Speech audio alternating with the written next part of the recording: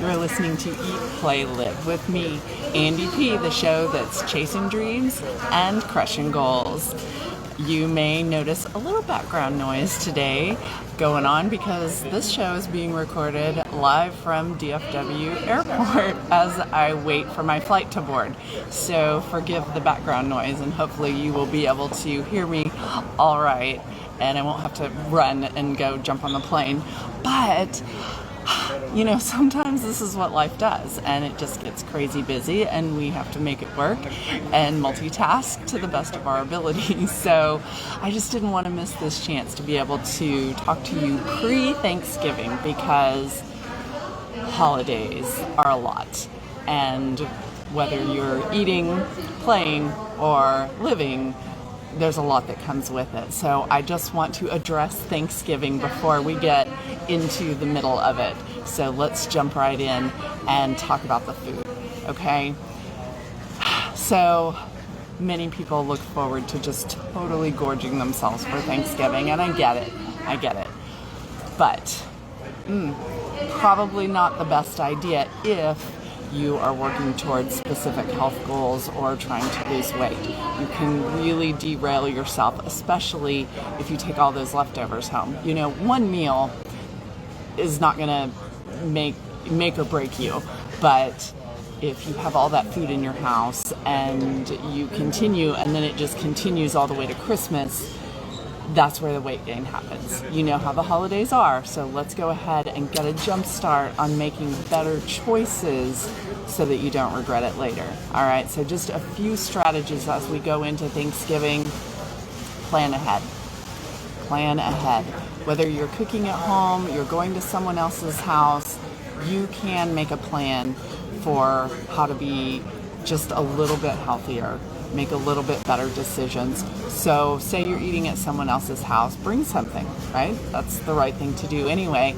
Bring something healthy, bring something that you know is going to be good for you, and that way there's at least one thing that you can put on a big portion of your plate to kind of offset the other things that you know you're going to go for as well. And if you're the one doing the cooking, well, then you have lots of opportunities to make better choices and substitute healthier ingredients for the ones that are very full of fat, sugar, all that stuff. Like, for instance, sweet potatoes.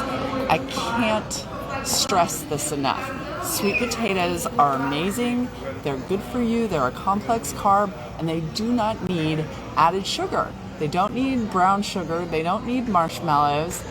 They don't need that. They're good all by themselves. So there is one tip right there that you can do. Also, green beans. You know, everybody loves that green bean casserole, of course, because it's full of fat. So maybe make a healthier type of green bean. Just plain old green beans. That'll be just fine. Just an idea. So I know I'm killing your joy. I'm taking all the fun out of Thanksgiving. Turkey in itself is healthy. It's a lean protein. It's good for you. So you're good to go right there. Just think about what you're doing. Think about what you're serving, and just keep that in mind as you plan what you're going to do for Thanksgiving. Be careful of the bread. Be careful of all those little extras. And then dessert. Let's talk about dessert. I know my grandma used to make like 3 or 4 different kinds of pie, and they were all amazing. And there's a good chance that I ate a piece of each, because, you know, like, how can you possibly decide? Don't do that. That's a bad idea. It's a bad idea, and it's going to hurt later. That whole hurting after you eat, that's not a good thing. So you're going to try the pie. You're going to want some of the pie. But you know what? Even if it's pre-cut, you don't have to take the piece that's cut. You can, like, cut half of that, a third of that, a fourth of that. Take just a little tiny sliver so that you can try it and you can have that enjoyment, but you don't need the whole thing. You know, as you fill your plate, remember, you don't have to fill the whole plate. You don't have to try everything.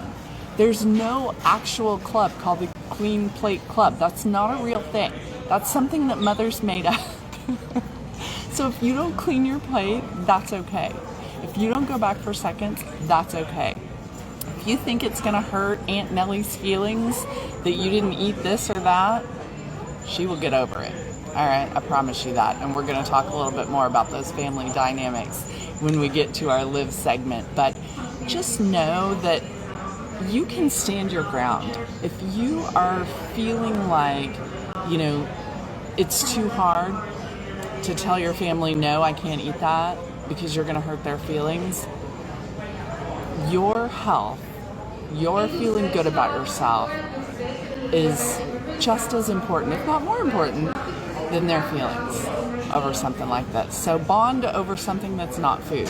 There are plenty of things during the holidays to bond over. It doesn't have to be just over food. All right?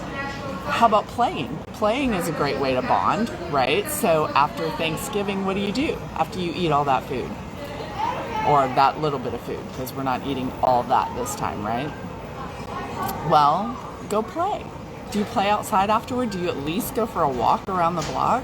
I mean, at the very least, you can do that, right? A lot of families will go outside and play football. I'm not a football fan personally, but get outside. Do something. Move your body. Don't just move from the dinner table to the couch and start watching TV. And I know you get tired after you eat Thanksgiving dinner. I get it. But go outside first before that hits you and move your body. Okay? And I love, like my family, we used to always go for a walk after Thanksgiving dinner. And it's so beautiful this time of year. And you have the opportunity to visit with each other and really take some time and make the most of this time together. They won't always be there.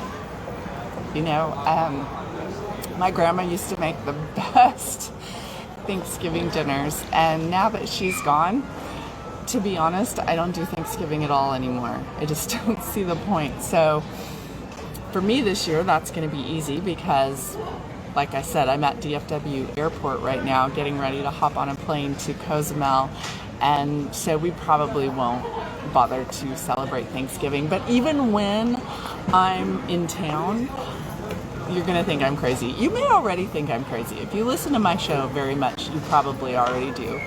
But I started a tradition with my family that on Thanksgiving morning, we'd get up and we would do the turkey trot, which I totally encourage you to do the turkey trot, okay? You can do a 5K, 10K, just walk it. If you're not a runner, just walk.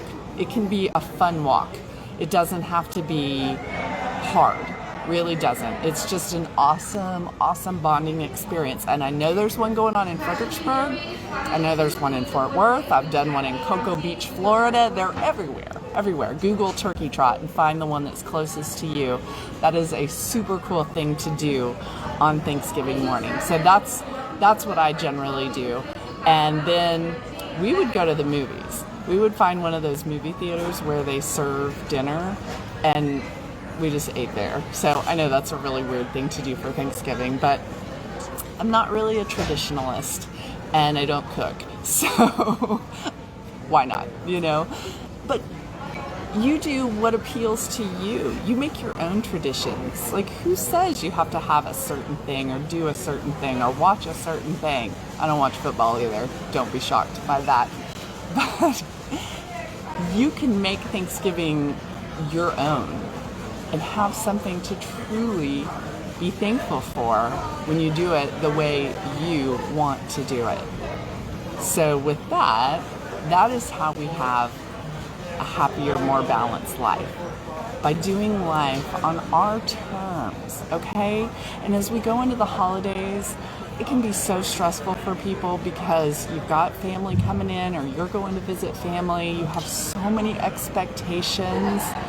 Oh my gosh, I drove into the Dallas-Fort Worth area last night and there were Christmas lights up. There were Christmas songs on the radio. I'm sorry, I'm not ready for that. But don't let the holidays freak you out, stress you out. Even if you're going to be spending time with family members that are challenging, it's okay. You can do this. You've got this. All right? Our family is interesting, isn't it? Because they're people that are in our lives forever, and we didn't choose them. And some of them are easier than others to be around. I don't have to tell you this. So, what do you do? How do you deal with those difficult personalities? Well, to me, number one, just be grateful for the people that are in your life, whether you like them a lot or not. You can still be grateful for them. You can realize that their journey is not your journey. So what if you don't line up? So what if you don't believe the same things? You know, I guarantee you, when this is on Facebook, I have a family member who's going to give me a hard time about the fact that I'm headed to Mexico, that I'm going to miss holidays, that whatever, I'm going to hear about it. All right, that's okay, because you know what? Their opinions, their attitudes, their reactions to what you're doing are not your problem. They're really not. You don't know where that's coming from. You don't know what their inner dialogue is that makes them act a certain way. So don't let that sit on your shoulders, all right? Just do your best. We try to do the right thing. I tell my kids especially, when you're totally overwhelmed and you don't know what to do next, just think, what is the one next right decision I can make? One. What's the one next thing? And just do that one thing. And then do the next thing after that. And then do the next thing after that. But it's just one at a time. You don't have to see the end of the road to start taking the right steps. You just turn in that direction and bravely step forward. And I just feel like the holidays there's no better time to think about that. You know, I don't know. It makes me sad almost that as much as people talk about how stressful it is to have family around, because it shouldn't be stressful. It should be joyful. It should be.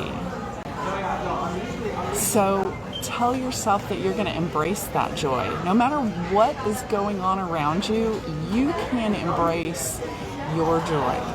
You can make the most of it. You can find little moments that are amazing. You can create new traditions that are so unique to you, and they don't have to cost anything. They can be just special moments. I encourage you to do that, to find those things. Find people who bring you joy. And you know what? If you absolutely can't spend the holidays with your family for whatever reason, then find people who bring you joy and surround yourself with those people. Celebrate with them. Be there for each other. And you be the kind of family member that isn't stressing out the others when you come to visit. You know, you might want to look in the mirror sometimes. I had a family member one time tell me that I was a lot. I will never forget that. She said, "You are just a lot." Yeah, that's okay. I am. So be a lot if that's what you want to be. All right, I know this is a short show, but they are getting ready to board my flight, so I need to get it together and get on this airplane.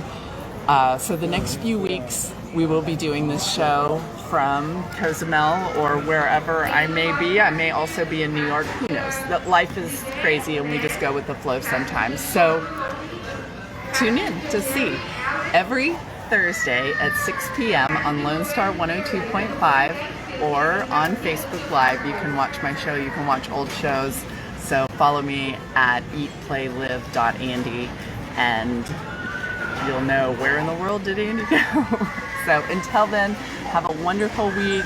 Prep for Thanksgiving, and the next show will be on Thanksgiving.